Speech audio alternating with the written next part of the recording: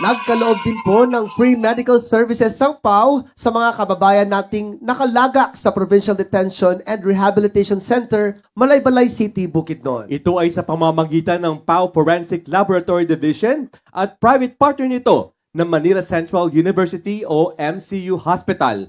Panoorin po natin ito. Matapos isagawa ang PAW Medical and Legal Barangay Outreach and Visitation Program for Indigenous Peoples and Cultural Minorities sa 7 Tribes of Bukidnon sa Barangay Bangkud, Malaybalay City, ay agad namang tumungo ang ating hepe, PAW Chief Persida Acosta, at ang PAW Legal and Medical Team sa Natidasan Barangay Kasisang, Malaybalay City upang magsagawa naman doon ng PAW Legal and Medical Outreach and Jail Visitation Program sa Provincial Detention and Rehabilitation Center. Magkatuwang pa rin ang PAW Forensic Laboratory Division at Manila Central University Hospital o MCU volunteer doctors sa pagkakaloob ng libreng serbisyong medikal.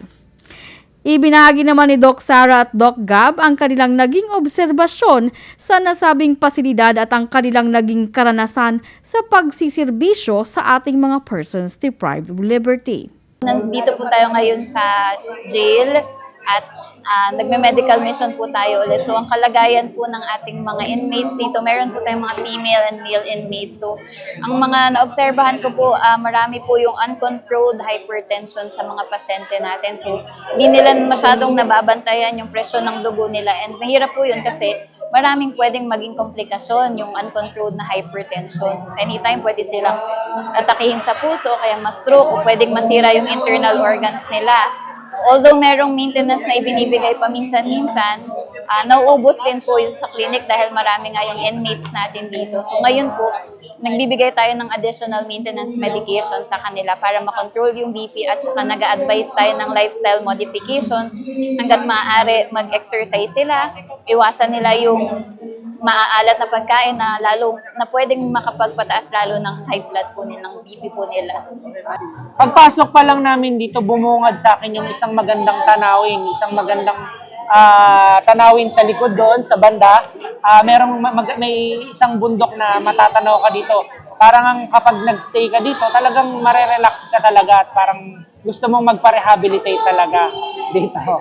Bali, dito sa Bukidnon, dito sa Provincial District and Rehabilitation Center nila dito, yung mga pasyente natin is halo na babae at lalaki. Pero syempre, hindi sila magkasama ng selda nila, no?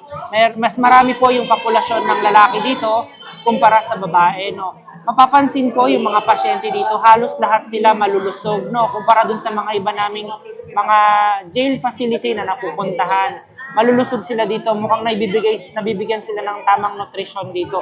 Bihirang-bihira po yung mga pasyente namin na nakita na may kakulangan sa nutrition or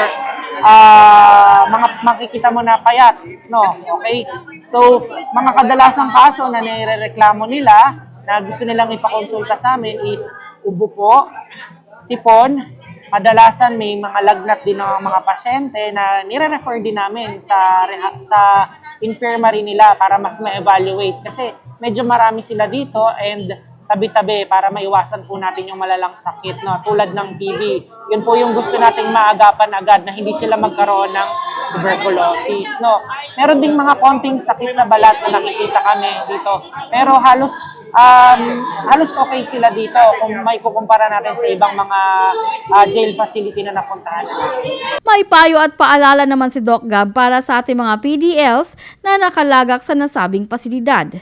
Nagpahayag na rin ng pasasalamat si Doc Sara sa ating pinakamamahal na hepe, PAW Chief Persida Acosta, sa mga ganitong proyekto ng ating tanggapan at pagkasangkapan sa kanila upang makatulong sa higit na nangangailangan.